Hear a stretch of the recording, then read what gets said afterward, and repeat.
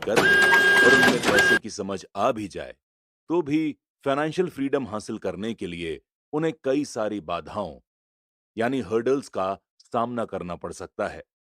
ऐसे 5 कारण हैं जिनके कारण पैसे की समझ रखने वाले लोग अपने एसेट वाले कॉलम को ज्यादा नहीं बढ़ा पाते। एसेट वाला कॉलम जिससे बहुत सारा कैश फ्लो आता है। एसेट वाला कॉलम जो उन्हें अपने सपने की जिंदगी जीने का मौका देता है और अपने बिल चुकाने के लिए हर दम काम करने के झंझट से मुक्ति दे सकता है। ये 5 कारण हैं: डर, सनकीपन, आलस, बुरी आदतें और जिद। पहला कारण, पैसा खोने के डर से पार पाना। मैं कभी किसी ऐसे व्यक्ति से नहीं मिला जिसे पैसे का नुकसान अच्छा लगता हो, और मेरी जिंदगी में मैं कभी किसी अमीर व्यक्ति से नहीं मिला जिसने कभी भी पैसे का नुकसान ना उठाया हो। लेकिन मैं ऐसे बहुत से गरीब लोगों से जरूर मिला हूं जिन्होंने इन्वेस्टमेंट में एक दमड़ी भी नहीं खोई है। पैसा खोने का डर नेचुरल है, यह हर व्यक्ति को होता है, अमीरों को भी होता है। लेकिन प्रॉब्लम डर की नहीं है।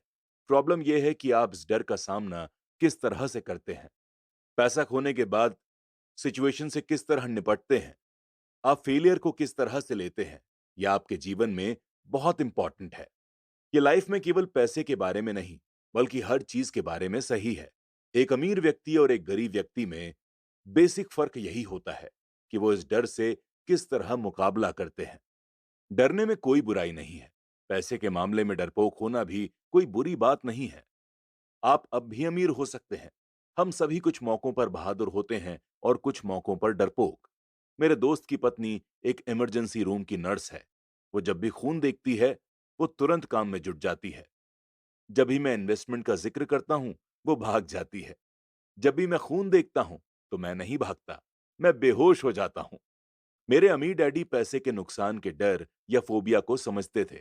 कुछ लोग सांपों से डरते हैं, कुछ लोग पैसे गंवाने से डरते हैं। दोनों ही फोबिया हैं। उनका कहना था, अगर आप रिस्क से घबराते हैं और चिंता करते हैं, तो जल्दी शुरू कर दें। इसीलिए बैंक तभी बचत की आदत डालना चाहती है जब आप छोटे होते हैं। अगर आप कम उम्र में शुरू करते हैं, तो आपके लिए अमीर होना ज्यादा आसान होगा। मैं इस बारे में ज्यादा विस्तार से कुछ नहीं कहूंगा, लेकिन 20 साल की उम्र में बचत शुरू करने वाले और 30 साल की उम्र में बचत शुरू करने वाले लोगों में बहुत बड़ा फर्क होता है। बहुत ही बड़ा फर्क। कहा जाता है कि विश्व के अजूबों में से एक है कंपाउंड इंटरेस्ट की ताकत। मैनहट्टन आइलैंड की खरीद दुनिया के महानतम सौदों में से एक मानी जाती है। न्यूयॉर्क को $24 में खरीदा गया था, लेकिन अगर उस $24 को 8% सालाना ब्याज पर इन्वेस्ट कर दिया जाता, तो वही $24 1995 के अंत तक $28 ट्रिलियन से ज्यादा हो गए होते। मैनहट्टन को 1995 के रियल एस्टेट की कीमतों पर दोबारा खरीदा जा सकता था, और इसके बाद भी इतना पैसा बच जाता कि लॉस एंजलिस का ज्यादातर हिस्सा खरीदा जा सके। मेरा पड़ोसी एक बड़ी कंप्यूटर कंपनी के लिए काम करता है। वो 25 सालों से वहां पर है। अगले 5 सालों में वो कंपनी को छोड़ देगा और उसके 401 के रिटायरमेंट प्लान में $40 लाख जमा होंगे। ये मुख्य रूप से अच्छी गति से विकसित हो रहे म्यूचुअल फंड में निवेश किए गए हैं, जो बाद में बॉन्ड और गवर्नमेंट सिक्योरिटीज में बदल लिए जाएंगे। नौकरी छोड़ते समय उसकी उम्र केवल 55 साल होगी और उसके पास $3 लाख से ज्यादा की पैसिव इनकम होगी, जो उसकी सैलरी से ज्यादा होगी। अगर आप हारने से डरते हैं या रिस्क लेने से डरते हैं, तो यह भी किया जा सकता है, लेकिन आपको जल्द ही इसकी शुरुआत करनी होगी और एक रिटायरमेंट प्लान तो बनाना ही होगा। और आपको इन्वेस्टमेंट करने से पहले एक भरोसेमंद फाइनेंशियल प्लानर की सर्विसेज लेनी होंगी। लेकिन अगर आपके पास ज्यादा समय नहीं है या आप जल्दी रिटायर होना चाहते हैं, तो आप किस तरह पैसे खोने के डर का सामना करते हैं? मेरे गरीब डैडी ने कुछ नहीं किया। वो केवल इस सब्जेक्ट को टालते रहे और इस बारे में चर्चा करने के लिए तैयार नहीं थे। दूसरी तरफ मेरे अमीर डैडी का सुझाव था कि मैं टेक्सास के लोगों की तरह मेंटालिटी रखूं। मैं टेक्सास और वहां के लोगों को पसंद करता हूं, उनका कहना था। टेक्सास में हर चीज बड़े पैमाने पर होती है। जब टेक्सास के लोग जीतते हैं, तो वो बड़ी जीत होती है। जब वो हारते हैं, तो हार भी अद्भुत होती है। वो हारना पसंद करते हैं? मैंने पूछा। मेरे कहने का मतलब ये नहीं है। कोई भी हारना पसंद नहीं करता। मुझे एक हारा हुआ व्यक्ति दिखा दो जो खुश हो, और मैं तुम्हें बता दूंगा कि हार ऐसी होती है। अमीर डैडी ने कहा, मैं रिस्क रिवॉर्ड और फेलियर के बारे में टैक्सेस के लोगों के नजरिए के बारे में बात कर रहा हूं। वो जिंदगी के बारे में इसी तरह सोचते हैं। वो बड़े स्तर पर जीते हैं। वो यहाँ के ज्यादातर लोगों की तरह नहीं जीते, जो पैसे के मामले में बिल्कुल कॉकरोच की तरह होते हैं। जब कोई उन पर रोशनी डालता है तो कॉकरोच घबरा जाते हैं। जब किराने वाला उनकी चिल्लर में से चवन्नी कम कर देता है तो वो शोर मचाने लगते हैं। अमीर डैडी समझाते रहे, मुझे टैक्सेस का नजरिया सबसे ज्यादा पसंद है। जब वो जीतते हैं तो उन्हें खुद पर गर्व होता है, और जब वो हारते हैं तो वो शेखी बघारते हैं। टैक्सेस में एक कहावत है, अगर आपको दिवालिया होना है तो बड़े पैमाने पर हुआ जाए। आप ड्यूप्लेक्स के लिए दिवालिया हो जाएं, इसकी शेखी नहीं बघारी जा सकती।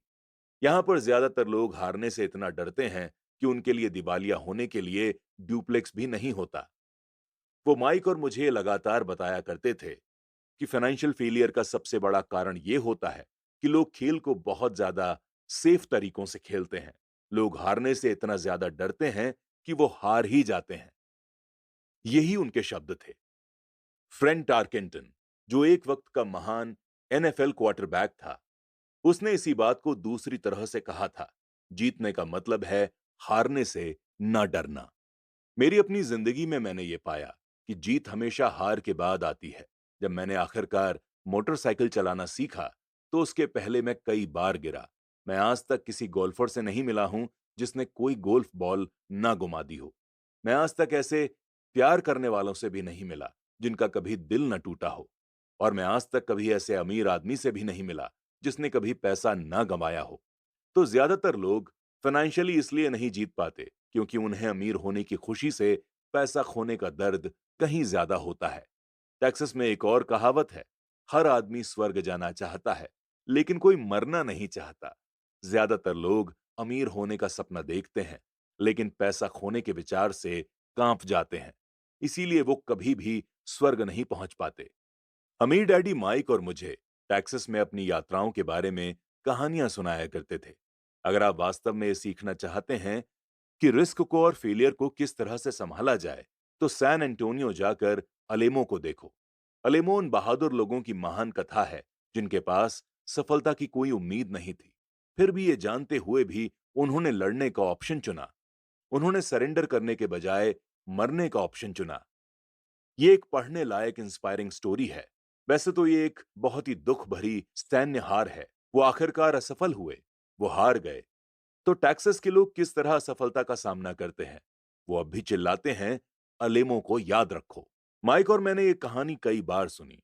जब भी अमीर डैडी किसी बड़े सौदे को करने वाले होते थे और वो नर्वस होते थे, तब वो हमें ये कहानी सुनाया करते थे। जब भी वो सफिशिएंट हार्डवर्क कर चुके होते थे और या तो मामला सही हो जाता था या बिगड़ जाता था। हर बार जब वो गलती करने या पैसा गंवाने से डरते थे, तब वो हमें ये कहानी सुनाया करते थे। इससे उन्हें ताकत मिलती थी, क्योंकि ये कहानी उन्हें याद दिलाती थी कि किस तरह पैसे के नुकसान को फाइनेंशियल सक्सेस में बदला जा सकता है। अमीर डैडी जानते थे कि फेलियर उन्हें ज्यादा मजबूत और स्मार्ट बनाएगी। ऐसा नहीं था कि उन्हें हारना पसंद था या वो हारना चाहते थे। वो केवल इतना जानते थे कि वो कौन थे और वो किस तरह हार का सामना करेंगे। वो नुकसान उठा लेंगे और फिर उसे जीत में बदल लेंगे। यही उन्हें एक विजेता बनाता था और दूसरों को पराजित करता था। इससे उन्हें रिस्क उठाने के लिए बॉर्डर्स क्रॉस करने का साहस मिलता था, जबकि बाकी लोग उस सीमा के पार नहीं जा पाते थे। इसीलिए मैं टेक्सास के लोगों को इतना ज्यादा पसंद करता हूं। उन्होंने एक बड़ी असफलता को लिया और उसे एक टूरिज्म डेस्टिनेशन के रूप में बदल दिया, जिससे करोड़ों की आमदनी हो रही है। लेकिन उनके सबसे ज्यादा मीनिंगफुल शब्द शायद ये हैं, टेक्सास के लोग अपनी असफलताओं को दफनाते नहीं हैं, वो उनसे इंस्पिरेशन लेते हैं। वो अपनी असफलताओं को लेकर उन्हें नारों में बदल देते हैं। असफलता टेक्सास के लोगों को जीतने के लिए इंस्पायर करती है, लेकिन ये फॉर्मूला केवल टेक्सास के लोगों का ही फॉर्मूला नहीं है, ये सभी जीतने वालों का फॉर्मूला है। जैसा मैंने कहा, मोटरसाइकिल से बार बार गिरना गाड़ी चलाना सीखने की प्रोसेस का एक हिस्सा था। मुझे याद है कि गिरने के बाद मुझ में गाड़ी चलाना सीखने के लिए ज्यादा डेडिकेशन आ गया था। मेरा डेडिकेशन गिरने से कम नहीं हुआ था। मैंने ये भी कहा है कि मैं कभी किसी ऐसे गोल्फर से नहीं मिला जिसकी बॉल कभी गलत ना गई हो। किसी चोटी के प्रोफेशनल गोल्फर के लिए बॉल खोना या टूर्नामेंट हारना उससे ज्यादा बेहतर बनने, कड़ी मेहनत करने और ज्यादा स्टडी करने के लिए उसे इंस्पायर करता है। इससे वो ज्यादा बेहतर बनते हैं। जीतने वालों के लिए हार एक इंस्पिरेशन बन जाती है। हारने वालों को हार बर्बाद कर देती है। जॉन डी रॉकफेलर के शब्दों में, मैं हमेशा हर संकट को अवसर में बदलने की कोशिश करता था। और जापानी अमेरिकी होने के नाते मैं भी यही कह सकता हूं। कई लोग कहते हैं कि पर्ल हार्बर अमेरिका की गलती थी। मैं कहता हूं कि यह जापानी गलती थी। टोरा टोरा टोरा फिल्म में एक संयमित जापानी एडमिरल खुशियां मना रहे अपने सबॉर्डिनेट से कहता है, मुझे डर है कि हमने एक सोते हुए राक्षस को जगा दिया है। पर्ल हार्बर को याद करो, एक नारा बन गया। ये अमेरिका की सबसे बड़ी हारों में से एक थी। फिर भी इसके कारण उसे जीतने की इंस्पिरेशन मिली। इस बड़ी हार से अमेरिका को ताकत मिली और अमेरिका जल्द ही दुनिया में एक बहुत बड़ी ताकत के रूप में उभर कर सामने आया। असफलता जीतने वालों को इंस्पायर करती है और हारने वालों को बर्बाद कर देती है। ये जीतने वालों का सबसे बड़ा सीक्रेट है। ये वो सीक्रेट है जिसे हारने वाले नहीं जानते। जीतने वालों का ग्रेटेस्ट सीक्रेट ये है कि असफलता जीतने के लिए इंस्पायर करती है, इसीलिए उन्हें हार से डर नहीं लगता। मैं फ्रैंक टारकेंटन के शब्दों को एक बार फिर से दोहराना चाहता हूं। जीतने का मतलब है हार से न डरना। फ्रैंक टारकेंटन जैसे लोग हारने से इसलिए नहीं डरते क्योंकि वो जानते हैं कि वो कौन है। वो हारने से नफरत करते हैं, इसीलिए वो जानते हैं कि हार केवल उन्हें ज्यादा बेहतर बनने के लिए इंस्पायर कर सकती है। हारने से डरने और हारने से नफरत करने में बहुत बड़ा अंतर होता है। ज्यादातर लोग पैसा गंवाने से इतना डरते हैं कि वो हार जाते हैं। वो ड्यूप्लेक्स के कारण ही दिवालिया हो जाते हैं। फाइनेंशियली वो अपनी लाइफ में बहुत ज्यादा सिक्योर गेम खेलते हैं और बहुत छोटे पैमाने पर खेलते हैं। वो बड़े घर और बड़ी कारें तो खरीद लेते हैं, लेकिन बड़े इन्वेस्टमेंट नहीं करते। इसका मेन रीजन ये है, वो मेन रीजन जिसके कारण 90% अमेरिकी जनता पैसे के लिए स्ट्रगल करती है, वो ये है कि वो हार से बचने के लिए खेलते हैं। वो जीतने के लिए नहीं खेलते। वो अपने फाइनेंशियल प्लानर्स या अकाउंटेंट्स या स्टॉक ब्रोकर्स के पास जाते हैं और एक बैलेंस्ड पोर्टफोलियो खरीद लेते हैं। ज्यादातर के पास सीडी, कम आमदनी वाले बॉन्ड्स, म्यूचुअल फंड्स और बहुत कम स्टॉक्स में बहुत सा नगद जमा होता है। ये एक सुरक्षित और समझदारीपूर्ण पोर्टफोलियो होता है। लेकिन ये जीतने वाला पोर्टफोलियो नहीं होता। ये उस आदमी का पोर्टफोलियो होता है जो हार से बचने के लिए खेल रहा है। मुझे गलत मत समझिए। शायद ये 70% जनसंख्या से बेहतर पोर्टफोलियो है, लेकिन ये भयानक है। क्योंकि पोर्टफोलियो ना होने से बेहतर है सुरक्षित पोर्टफोलियो होना। ये किसी ऐसे व्यक्ति के लिए बहुत बढ़िया पोर्टफोलियो होता है जो सुरक्षा को पसंद करता है। लेकिन सुरक्षित खेल खेलने और संतुलित निवेश पोर्टफोलियो वो तरीका नहीं है जिससे सफल निवेशक अपना खेल खेलते हैं। अगर आपके पास पूंजी कम है और आप अमीर होना चाहते हैं, तो पहले तो केंद्रित हो जाएं, संतुलित नहीं। अगर आप किसी सफल व्यक्ति को देखेंगे, तो शुरुआत में वो संतुलित नहीं होते। संतुलित लोग कहीं नहीं जा पाते। वो एक ही जगह पर बने रहते हैं। प्रोग्रेस करने के लिए आपको पहले असंतुलित होना पड़ता है, अनबैलेंस्ड होना पड़ता है। इसे देखने के लिए आप अपने चलने की प्रगति को देखें। थॉमस एडिसन संतुलित नहीं थे, वो केंद्रित यानी सेंटर्ड थे। बिल गेट्स संतुलित नहीं थे, वो भी केंद्रित थे। डोनाल्ड ट्रंप केंद्रित थे। जॉर्ज सोरोस केंद्रित थे। जॉर्ज पैटन ने अपने टैंकों को फैलाया नहीं, उन्होंने उन्हें केंद्रित किया और जर्मन फ्रंट लाइन के कमजोर ठिकानों को उड़ा डाला। फ्रांसीसियों ने मैजिनॉट लाइन में अपने सैन्य बल को फैलाया था, पर आप जानते ही हैं कि उनके साथ क्या हादसा हुआ था। अगर आप में अमीर होने की इच्छा है, तो अपने आप को सेंटर्ड कर लें। अपने बहुत से अंडों को केवल कुछ बास्केट्स में रख लें। वो ना करें जो गरीब और मिडिल क्लास के लोग करते हैं। वो बहुत कम अंडों को बहुत सारी बास्केट्स में रख लेते हैं। अगर आप हार से नफरत करते हैं, तो सुरक्षित खेलें। अगर हारने से आप कमजोर हो जाते हैं, तो सुरक्षित खेलें। बैलेंस्ड इन्वेस्टमेंट का रास्ता चुनें। अगर आपकी उम्र 25 साल से ज्यादा है और आप रिस्क लेने से डरते हैं, तो बदले नहीं, सुरक्षित खेलें, लेकिन इसकी शुरुआत जल्दी करें। अपने अगले अंडे को जल्द ही इकट्ठा करना शुरू कर दें, क्योंकि इसमें टाइम लगेगा। लेकिन अगर आपके पास आजादी के सपने हैं, रैट रेस से बाहर निकलने का इरादा है, तो आपको खुद से ये सवाल पूछना चाहिए, मैं किस तरह फेलियर का सामना करूंगा?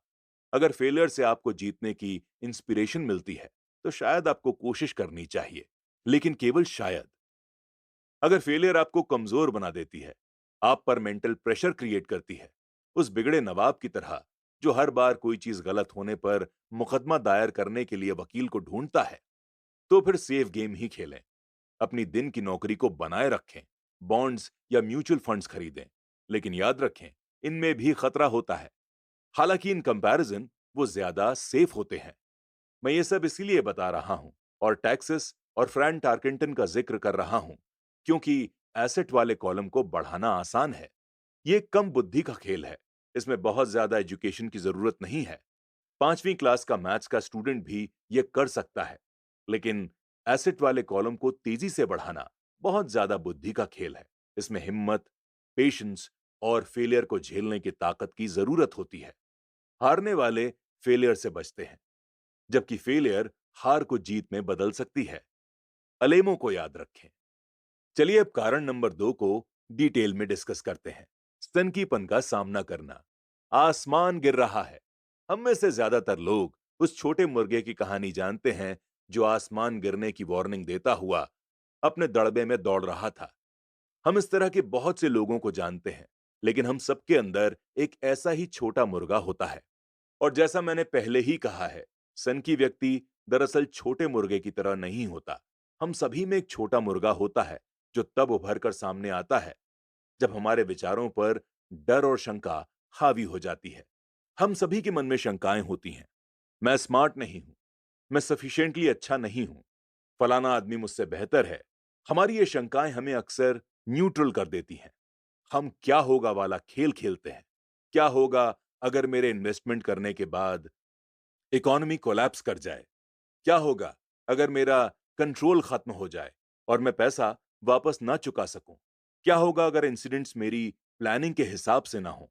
या हमारे कई ऐसे दोस्त या प्रियजन भी हो सकते हैं जो हमें अपनी कमजोरियों की याद दिला सकते हैं, चाहे हमने उनकी सलाह मांगी हो या नहीं। तुम्हें ऐसा क्यों लगता है कि तुम ये कर सकते हो? या अगर ये इतना ही बढ़िया होता, तो हर कोई ऐसा ही क्यों नहीं कर रहा? या ये कभी सफल हो ही नहीं सकता, तुम्हें पता ही नहीं है कि तुम किस बारे में बात कर रहे हो। डाउट्स के ये तीर कई बार इतने तीखे होते हैं कि हम काम करना शुरू ही नहीं कर पाते। हमारे दिल में डर बैठ जाता है। कई बार हम सो भी नहीं पाते। हम आगे बढ़ने में असफल होते हैं। तो हम सुरक्षित चीजों के साथ ही बने रहते हैं और अवसर हमारे पास से होकर गुजर जाते हैं। हम जिंदगी को अपने पास से गुजरते हुए देखते रहते हैं और हम अपने शरीर में जकड़न के कारण बिना हिले डुले बैठे रहते हैं। हमने इसे अपनी जिंदगी में कभी ना कभी इस तरह से महसूस किया होगा और कई लोगों के साथ ये बहुत बार हुआ होगा। फिडेलिटी मैगलिन म्यूचुअल फंड के पीटर लिंच आसमान गिरने की इन वार्निंग्स को शोर कहकर पुकारते हैं और हम सभी इसे सुनते हैं। शोर या तो हमारे दिमाग में सुनाई देता है या फिर ये बाहर से आता है, अक्सर दोस्तों से, परिवार से, आपके कलीग से और मीडिया से। लिंच 1950 के डेकेड के दौरान का अनुभव बताते हैं, जब न्यूक्लियर वॉर का खतरा अखबारों में इतना ज्यादा प्रचारित किया गया कि लोगों ने फॉलआउट शेल्टर्स बना लिए थे और अनाज पानी इकट्ठा करना शुरू कर दिया था। अगर उन्होंने फॉलआउट शेल्टर बनाने के बजाय इस पैसे को समझदारी भरे तरीके से बाजार में इन्वेस्ट किया होता, तो शायद आज वो फाइनेंशियली इंडिपेंडेंट होते। जब कुछ साल पहले लॉस एंजलिस में दंगे भड़के, तो सारे देश में बंदूकों की सेल बढ़ गई। वॉशिंगटन स्टेट में एक आदमी हैमबर्गर के मांस के कारण मर जाता है और एरिजोना हेल्थ डिपार्टमेंट सभी रेस्टोरों को आदेश देता है कि बीफ को अच्छी तरह से पकाया जाए। एक दवाई की कंपनी राष्ट्रीय नेशनल टीवी एडवर्टीजमेंट में लोगों को सर्दी होते हुए दिखाती है। एडवर्टीजमेंट फरवरी में दिखाया जाता है। सर्दी से ग्रस्त होने वालों के नंबर्स बढ़ जाते हैं और उस दवा की बिक्री भी। ज्यादातर लोग गरीब होते हैं, क्योंकि जब इन्वेस्टमेंट की बात आती है, तो संसार में ऐसे छोटे मुर्गों की संख्या बहुत है जो ये चिल्लाते हुए घूम रहे हैं, आसमान गिर रहा है, आसमान गिर रहा है। और छोटे मुर्गे इसलिए अफेक्टेड होते हैं क्योंकि हम सभी के अंदर एक छोटा मुर्गा होता है प्रलय आने की रूमर्स हो या बुरे समय की कल्पना, इससे आपके मन में शंका और डर पैदा ना हो, इसमें बहुत ज्यादा बहादुरी की जरूरत होती है। 1992 में मेरा रिचर्ड नाम का दोस्त मुझसे मिलने फिनिक्स आया। वो स्टॉक्स और रियल एस्टेट में हमारे जरिए किए गए काम से बहुत ज्यादा इंप्रेस था। फिनिक्स में रियल एस्टेट की कीमतों में मंदी चल रही थी। हमने उसके साथ 2 दिन गुजारे और उसे बताया कि कैश फ्लो और कैपिटल बढ़ाने के कुछ बढ़िया मौके मौजूद हैं। मेरी पत्नी और मैं रियल एस्टेट के एजेंट नहीं हैं, हम पूरी तरह से इन्वेस्टर्स हैं। एक रिजॉर्ट कम्युनिटी में एक यूनिट तय करने के बाद हमने एक एजेंट से बात की, जिसने उस दोपहर को उस यूनिट को बेच दिया। 2 बेडरूम के उस घर की कीमत केवल $42,000 थी। इसी तरह की यूनिट उस समय 65,000 में बिक रहे थे। उसे बहुत फायदे का सौदा लगा। एक्साइटेड होकर उसने इसे खरीद लिया और बोस्टन लौट गया।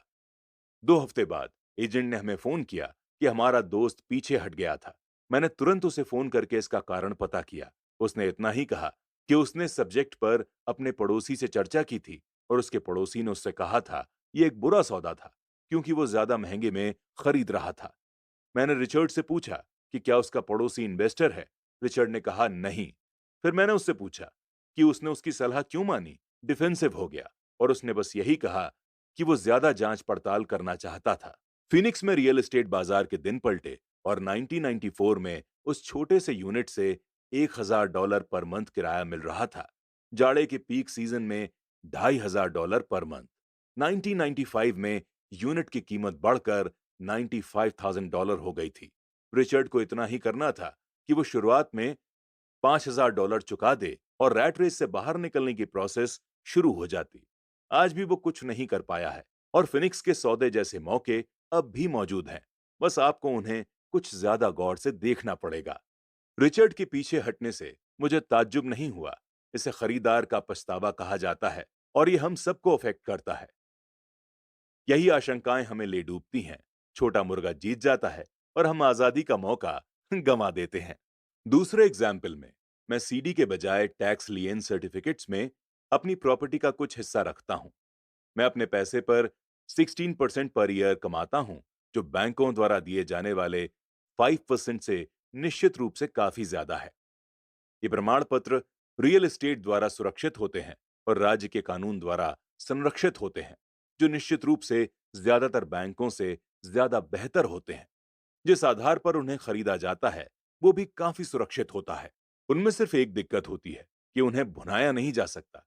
मैं उन्हें 2 से 7 साल की सीडी मान लेता हूं। हर बार जब भी मैं किसी को बताता हूं, खासकर उसे जिसने अपना पैसा सीडी में रखा हुआ है, कि मैं अपने पैसों को इस तरह रखता हूं, तो वो मुझे बताते हैं कि यह खतरनाक है। वो मुझे बताते हैं कि मुझे ऐसा नहीं करना चाहिए। मैं उनसे पूछता हूं कि उन्हें यह ज्ञान कहां से मिला, तो वो कहते हैं कि उनके दोस्त या इन्वेस्टमेंट की मैगजीन से। उन्होंने ऐसा कभी नहीं किया और वो दूसरे व्यक्ति को जो ऐसा कर रहा है उसे बता रहे हैं कि उसे ऐसा क्यों नहीं करना चाहिए। मैं जिस सबसे कम इनकम की उम्मीद करता हूं वो 16% होती है, लेकिन जिन लोगों के मन में शंका होती है वो केवल 5% से ही सेटिस्फाई हो जाते हैं। शंका बहुत महंगी साबित होती है। मेरा मानना है कि यही डाउट और सनकीपन ज्यादातर लोगों को गरीब बनाए रखता है और उनसे एक सेफ गेम खिलवाता रहता है। असली दुनिया इंतजार कर रही है कि आप अमीर बने। केवल आपके डाउट ही आपको गरीब बनाए हुए हैं। जैसा कि मैंने कहा, रैट रेस से बाहर निकलना टेक्निकली आसान है। इसमें ज्यादा एजुकेशन की जरूरत नहीं होती, लेकिन इन डाउट्स के कारण ज्यादातर लोग इससे बाहर नहीं निकल पाते। शंकालु लोग कभी नहीं जीत पाते। अमीर डैडी का कहना था, शंका और डर के कारण इंसान हमेशा स्केप्टिकल बना रहता है। शंकालु व्यक्ति हमेशा क्रिटिसिज्म करते हैं, जबकि जीतने वाले लोग एनालिसिस करते हैं। यह उनकी एक और पसंदीदा कहावत थी। अमीर डैडी ने यह क्लियर किया कि क्रिटिसिज्म से दिमाग बंध जाता है, जबकि एनालिसिस से आंखें खुल जाती हैं। एनालिसिस से जीतने वाले ये देख सकते हैं कि क्रिटिक्स अंधे हैं और वो उन मौकों को भी देख सकते हैं जो किसी को नहीं दिख पाते। और दूसरे लोग जिन मौकों को नहीं देख पाते, उन्हें देखने की क्षमता किसी भी तरह की सफलता की कुंजी है। जो लोग पैसे की आजादी ढूंढ रहे हैं, उनके लिए रियल एस्टेट ये इन्वेस्टमेंट का एक अद्भुत तरीका है। लेकिन जब भी मैं रियल एस्टेट का जिक्र करता हूं, मुझे ये सुनने को मिलता है, मैं टॉयलेट नहीं सुधारना चाहता, इसी को पीटर लिंच ने शोर कहा है। इसी को मेरे अमीर डैडी शंकालू लोगों के बहाने कहते थे। ऐसे लोग जो केवल क्रिटिसिज्म करते हैं, एनालिसिस नहीं करते। ऐसे लोग जिनके दिमाग पर उनकी शंकाओं और डरों का पर्दा पड़ जाता है, वो अपनी आंखें नहीं खोलते। जब कोई कहता है मैं टॉयलेट नहीं सुधारना चाहता, तो जवाब मैं ये देता हूं, आपको ऐसा क्यों लगता है कि मैं ये करना चाहता हूं? वो ये कह रहे हैं कि जो उन्हें चाहिए, टॉयलेट उससे ज्यादा इंपॉर्टेंट है। मैं रैट रेस से बाहर निकलने की आजादी के बारे में बात करता हूं और उनका पूरा ध्यान टॉयलेट पर लगा रहता है। इसी तरह के विचार ज्यादातर लोगों को गरीब बनाए रखते हैं। वो एनालिसिस करने के बजाय क्रिटिसिज्म करते रहते हैं। मैं नहीं करना चाहता, आपकी सफलता की कुंजी को अपने अंदर समाये रहते हैं, अमीर डैडी का कहना था। क्योंकि मैं भी टॉयलेट ठीक करने में ज्यादा इंटरेस्ट नहीं रखता, इसीलिए मैं एक प्रॉपर्टी मैनेजर की तलाश कर लेता हूं जो टॉयलेट ठीक करने का ध्यान रखता है। घरों या अपार्टमेंट्स को चलाने के लिए एक बढ़िया प्रॉपर्टी मैनेजर को ढूंढने के बाद मेरा कैश फ्लो बढ़ जाता है। लेकिन इससे भी ज्यादा इंपॉर्टेंट यह है कि एक बढ़िया प्रॉपर्टी मैनेजर मुझे और ज्यादा रियल एस्टेट खरीदने का मौका देता है, क्योंकि मुझे टॉयलेट का ध्यान नहीं रखना पड़ेगा।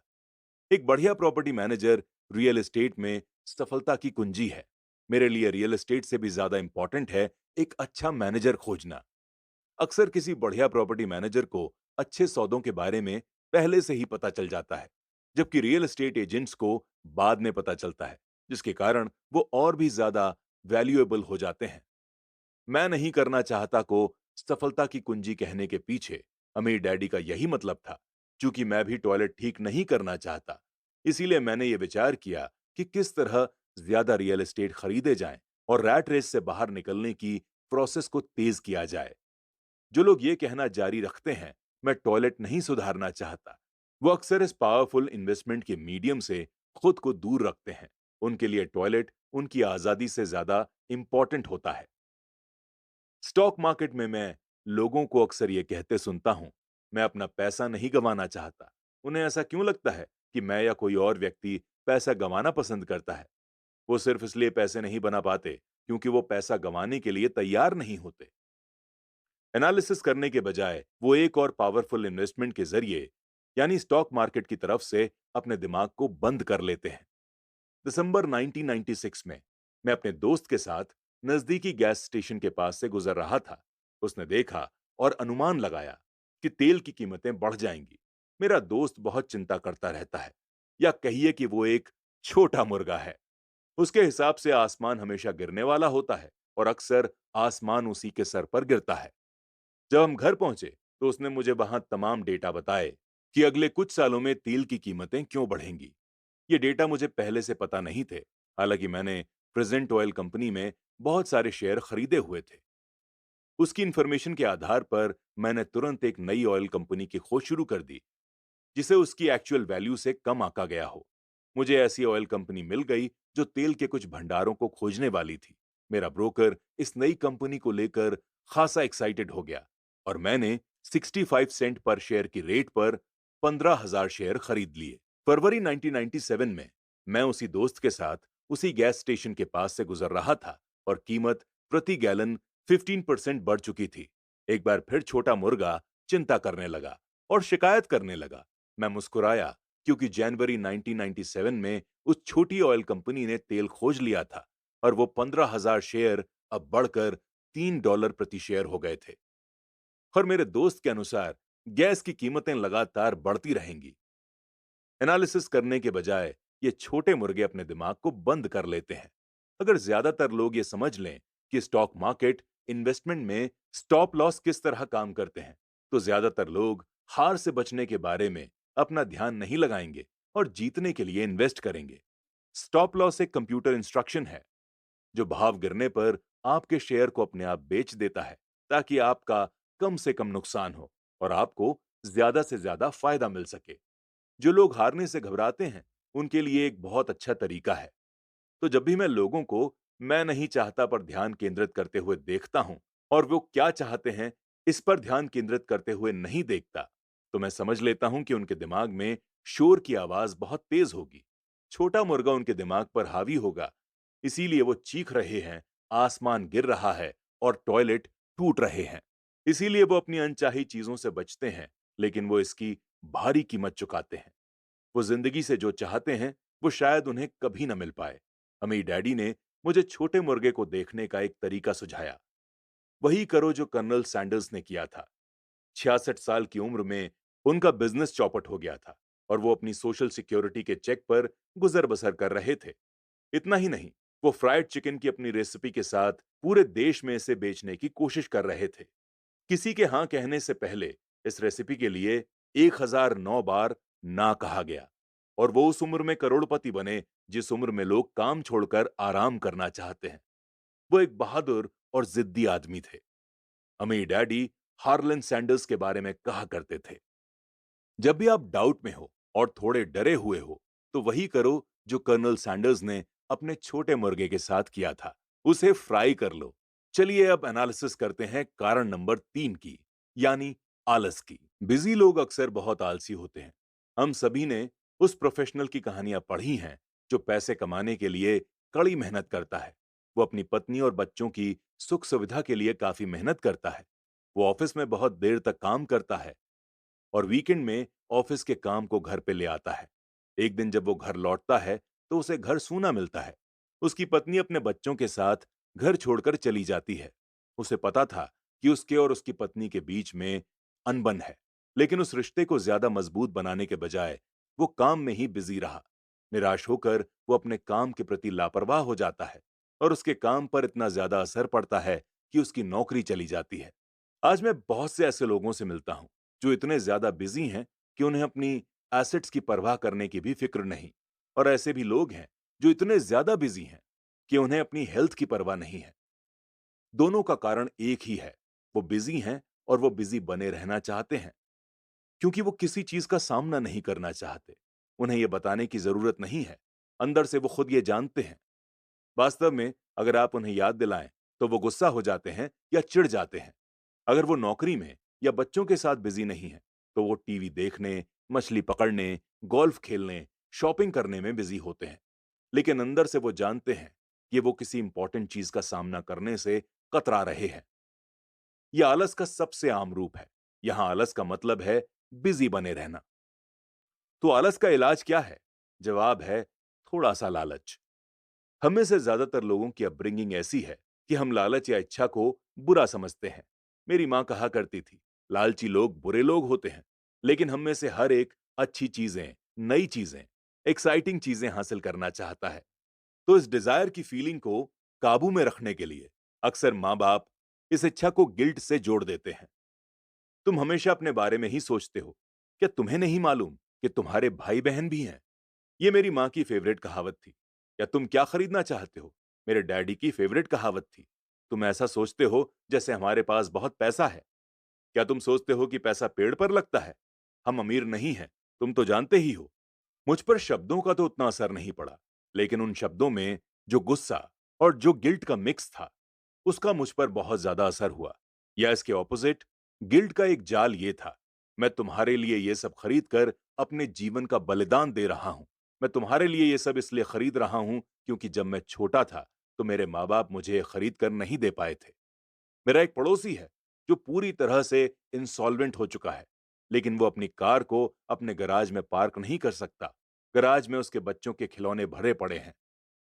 उन बिगड़े हुए बच्चों को मुंहमांगी चीज मिल जाती है। उस पड़ोसी के शब्द हैं, मैं नहीं चाहता कि उन्हें किसी चीज की कमी हो।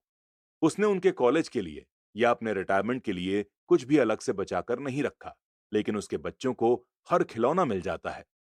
उसे डाक में एक नया क्रेडिट कार्ड मिला और वो अपने बच्चों को घुमाने के लिए लास वेगस ले गया। मैं ये अपने बच्चों के लिए कर रहा हूं। ये उसके महान बलिदान के शब्द थे। अमीर डैडी इस सेंटेंस से चिढ़ते थे, मैं इसे नहीं खरीद सकता। मेरे असली घर में मुझे यही वाक्य अक्सर सुनने को मिल जाता था। इसके बजाय अमीर डैडी चाहते थे कि उनके बच्चे ये कहें, मैं इसे किस तरह खरीद सकता हूं।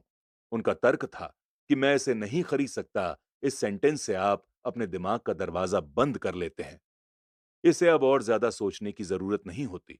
मैं इसे किस तरह खरीद सकता हूं, इस सेंटेंस से आपके दिमाग के दरवाजे खुल जाते हैं।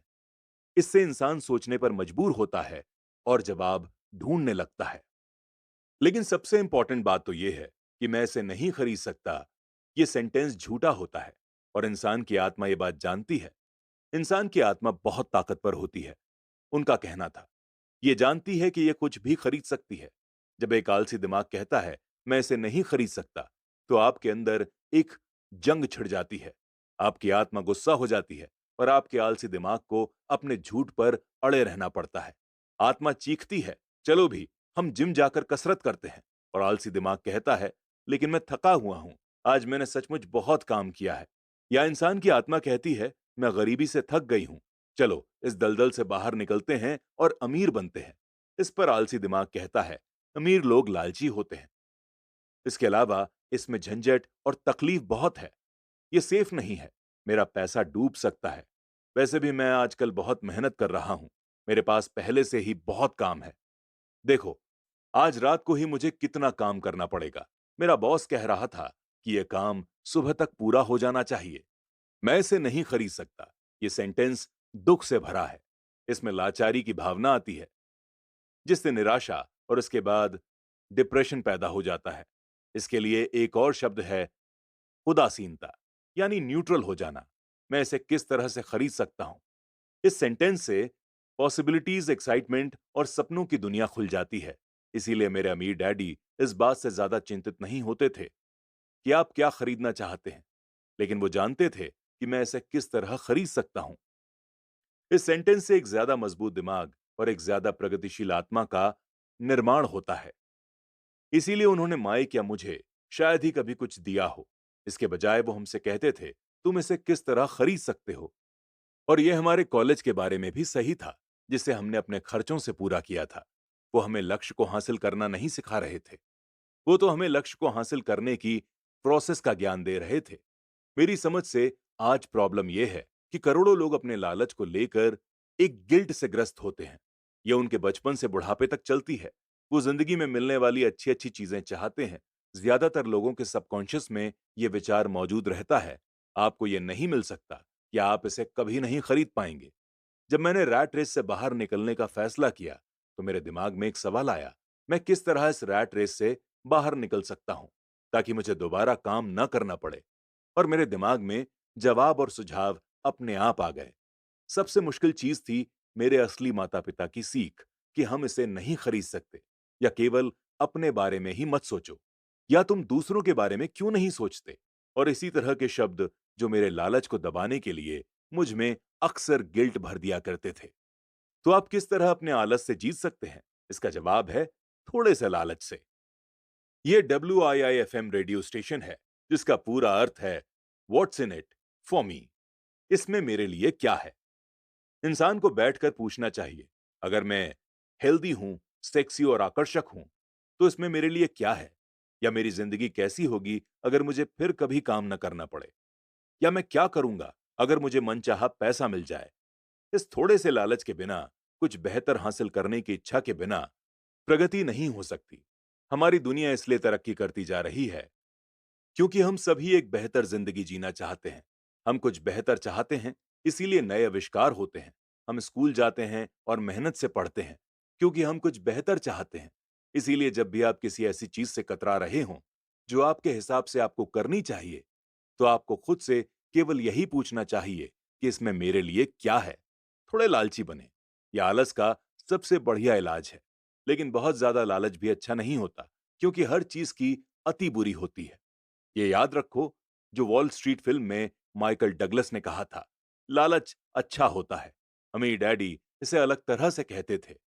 गिल्ट हमेशा लालच से ज्यादा बुरी होती है, क्योंकि गिल्ट के कारण शरीर में से आत्मा निकल जाती है। और मेरे लिए एलिनोर रूजवेल्ट की कहावत सबसे अच्छी है, वही करो जो तुम्हें दिल से अच्छा लगता है, क्योंकि तुम्हारी हर बात में क्रिटिसिज्म तो होगा ही। अगर तुम कोई काम करोगे तो भी तुम्हारी आलोचना होगी, और तुम कोई काम नहीं करोगे तो भी तुम्हारी आलोचना होगी। अब आते हैं कारण नंबर 4 पर, जो हैं आदतें। हमारी जिंदगी पर हमारी एजुकेशन से ज्यादा असर हमारी हैबिट्स, यानी हमारी आदतों का पड़ता है। अर्नोल्ड श्वार्ज़नेगर की फिल्म कॉनन को देखने के बाद मेरे एक दोस्त ने कहा, मैं चाहता हूं कि मेरी बॉडी श्वार्ज़नेगर जैसी हो। ज्यादातर साथियों ने सहमति में सर हिला दिया। मैंने तो यह सुना है कि एक समय में वो वास्तव में बहुत दुबला और कमजोर सा था। दूसरे मित्र ने जोड़ा, हाँ मैंने भी सुना है। एक और दोस्त ने कहा, मैंने सुना है कि वो हर रोज जिम जाता है और वहां उसने कसरत करने की आदत डाल ली है। हाँ मुझे भी लगता है कि वो ऐसा करता होगा। ग्रुप के शंकालू आदमी ने कहा, मुझे तो लगता है कि वो इसी तरह पैदा हुआ होगा। इसके अलावा हम अर्नोल्ड की बातें कर ही क्यों रहे हैं? चलो बियर पीते हैं। ये एक एग्जाम्पल है कि किस तरह से आदतें आपके बिहेवियर को कंट्रोल करती हैं। मुझे याद है कि मैंने एक बार अपने अमीर डैडी से अमीर लोगों की आदतों के बारे में पूछा था। सीधे जवाब देने के बजाय वो चाहते थे कि मैं इसे एक एग्जाम्पल से सीखूं। अमीर डैडी ने पूछा, तुम्हारे डैडी अपने बिल कब चुकाते हैं? मैंने कहा, हर महीने की पहली तारीख को। क्या उनके पास कुछ बाकी बचता है? उन्होंने पूछा। बहुत थोड़ा सा, मैंने कहा। यही वो खास कारण है जिसके कारण उन्हें स्ट्रगल करना पड़ता है। अमीर डैडी ने कहा, उनकी आदतें बुरी हैं। तुम्हारे डैडी सबसे पहले पैसे देते हैं, वो खुद को सबसे आखिर में पैसे देते हैं और ऐसा भी तभी करते हैं जब उनके पास कुछ बचा होता है। नॉर्मली उनके पास कुछ नहीं बचता, मैंने कहा।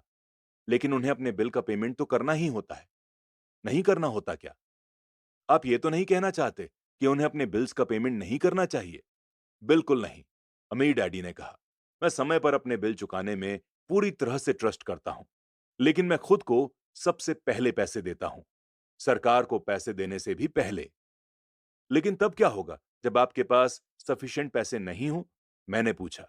ऐसी सिचुएशन में आप क्या करते हैं? मैं वही करता हूं, अमीर डैडी ने कहा। मैं खुद को सबसे पहले पैसे देता हूं, चाहे मेरे पास पैसे कम हो। मेरे लिए सरकार से ज्यादा इंपॉर्टेंट है मेरा एसेट वाला कॉलम। लेकिन क्या सरकार के लोग आपके पीछे नहीं पड़ते? मैंने कहा। हाँ, अगर मैं उन्हें पेमेंट ना करूं तो, अमीर डैडी ने कहा। देखो मैं ये नहीं कह रहा कि सरकार को पैसे ना दिए जाएं। मैं केवल ये कह रहा हूं कि खुद को सबसे पहले पेमेंट किया जाए, चाहे मेरे पास पैसा कम ही क्यों ना हो। लेकिन आप ऐसा कैसे कर सकते हैं? मैंने जवाब दिया। सवाल कैसे का नहीं है, सवाल क्यों का है। अमीर डैडी ने कहा, अच्छा आप ऐसा क्यों करते हैं? इंस्पिरेशन, अमीर डैडी ने कहा। अगर मैं उनका पेमेंट नहीं करूं तो कौन ज्यादा जोर से शिकायत करेगा, मैं या मेरे लेनदार? आपके बजाय आपके लेनदार ज्यादा जोर से चिल्लाएंगे। मैंने क्लियर ऑप्शन को चुनते हुए कहा, अगर आप खुद को पैसा नहीं देंगे तो आप तो कुछ भी नहीं कहेंगे। तो अब तुम देख सकते हो कि खुद को पैसे देने के बाद मेरे पास टैक्स चुकाने और दूसरे लेनदारों को पैसे देने का इतना ज्यादा प्रेशर होता है कि मुझे अपनी इनकम बढ़ाने के दूसरे रास्ते खोजने ही पड़ते हैं। पैसे चुकाने का दबाव मेरी प्रेरणा बन जाता है। मैंने अतिरिक्त काम किया है, दूसरी कंपनियां शुरू की हैं, स्टॉक मार्केट में शेयर खरीदे और बेचे हैं। हर तरह के काम सिर्फ इसलिए किए हैं ताकि लोग मुझ पर ना चिल्लाएं। इस प्रेशर के कारण मैं ज्यादा कड़ी मेहनत करता हूं और मैं ज्यादा सोचने पर मजबूर हो जाता हूं। कुल मिलाकर इसने मुझे पैसे के मामले में ज्यादा स्मार्ट और फुर्तीला बना दिया है। अगर मैं खुद को सबसे आखिर में पैसे देता तो मुझ पर कोई दबाव नहीं होता, लेकिन मेरे पास कभी पैसा होता भी नहीं। तो सरकार या दूसरे लोगों को पैसे चुकाने का प्रेशर आपकी इंस्पिरेशन बन जाता है? बिल्कुल ठीक, अमीर डैडी ने कहा। देखो, सरकारी पैसा वसूलने वाले लोग बहुत डरावने होते हैं। वैसे नॉर्मली पैसा वसूलने वाले सभी लोग डरावने ही होते हैं। ज्यादातर लोग इनसे डर जाते हैं। वो उन लोगों को पैसा दे देते हैं और खुद को कभी पैसे नहीं देते। तुमने उस 96 पाउंड के कमजोर आदमी की कहानी तो सुनी होगी, जिसके चेहरे पर लोग बालू उछालते हैं। मैंने सर हिलाया। मैंने कॉमिक्स में वेट लिफ्टिंग और बॉडी बिल्डिंग के बारे में दिया गया यह विज्ञापन देखा है। तो ज्यादातर लोग इस डरावने पैसे वसूलने वालों को अपने चेहरे पर बालू उछालने देते हैं। मैंने डरावने लेनदारों के डर का इस्तेमाल खुद को ज्यादा मजबूत बनाने के लिए किया है। बाकी लोग ज्यादा कमजोर हो जाते हैं। खुद को यह सोचने के लिए मजबूर करना कि एक्स्ट्रा मनी कहां से आएगी, जिम जाने की तरह है और वहां वजन उठाने की तरह है। मैं अपने दिमाग की मांसपेशियों से जितना ज्यादा काम करता हूं, मैं उतना ही ज्यादा मजबूत होता जाता हूं। अब मैं इन डरावने लेनदारों से जरा भी नहीं डरता। मुझे अमीर डैडी की बातें पसंद आ रही थीं। तो अगर मैं पहले खुद को पैसे देता हूं, तो मैं फाइनेंशियली और मेंटली दोनों तरह से मजबूत हो सकता हूं। अमीर डैडी ने हाँ में सर हिलाया। और अगर मैं खुद को सबसे आखिर में पैसे देता हूं या बिल्कुल भी पैसे नहीं देता, तो मैं कमजोर हो जाता हूं। इसीलिए बॉस, मैनेजर, टैक्स वसूलने वाले, बिल वसूलने वाले और मकान मालिक जैसे लोग मुझे जिंदगी भर इधर उधर ठोकर मारते रहेंगे, सिर्फ इसलिए क्योंकि पैसे के बारे में मेरी आदतें अच्छी नहीं हैं। हमीद डैडी ने फिर से हाँ में सर हिलाया, 96 पाउंड के कमजोर आदमी की तरह। और इसी के साथ आते हैं कारण नंबर 5 पर, जो है जिद। इंसान की जिद जो होती है, वो एरोगेंस और इग्नोरेंस दोनों का मिला जुला रूप होती है। जो मैं जानता हूं उससे पैसा आता है, जो मैं नहीं जानता उसके कारण मैं पैसे खोता हूं। हर बार जब मैंने जिद की है, मैंने पैसे गंवाए हैं। वो इसलिए क्योंकि जब मैं जिद करता हूं तो मैं दरअसल ये भरोसा करता हूं कि जो मैं नहीं जानता वो इंपॉर्टेंट नहीं है। अमीर डैडी मुझे अक्सर बताया करते थे, मैंने पाया कि कई लोग जिद का प्रयोग अपना ज्ञान छुपाने के लिए भी करते हैं। जब मैं फाइनेंशियल स्टेटमेंट पर अकाउंटेंट्स या इन्वेस्टर्स से चर्चा करता हूं तो ऐसा अक्सर होता है। वो चर्चा में अपनी जिद के आधार पर जीतना चाहते हैं। मैं समझ जाता हूं कि जिस मुद्दे पर बात हो रही है उसके बारे में उन्हें सफिशिएंट नॉलेज नहीं है। वो झूठ नहीं बोल रहे होते, लेकिन वो सच भी नहीं बोल रहे होते। वेल्थ, फाइनेंस और इन्वेस्टमेंट की दुनिया में ऐसे कई लोग हैं जिन्हें पता ही नहीं होता कि वो किस बारे में बात कर रहे हैं। पैसे की इंडस्ट्री में ज्यादातर लोग सेकेंड हैंड कार के सेल्समैन की तरह बिहेव करते हैं। जब आप जानते हो कि आप किसी सब्जेक्ट में अज्ञानी हैं, तो उस फील्ड में किसी एक्सपर्ट को ढूंढकर या उस सब्जेक्ट पर कोई अच्छी किताब पढ़कर अपना ज्ञान बढ़ाना शुरू कर देना चाहिए। और इसी के साथ चलते हैं दोस्तों अगले चैप्टर की ओर, जो कि है शुरू करना।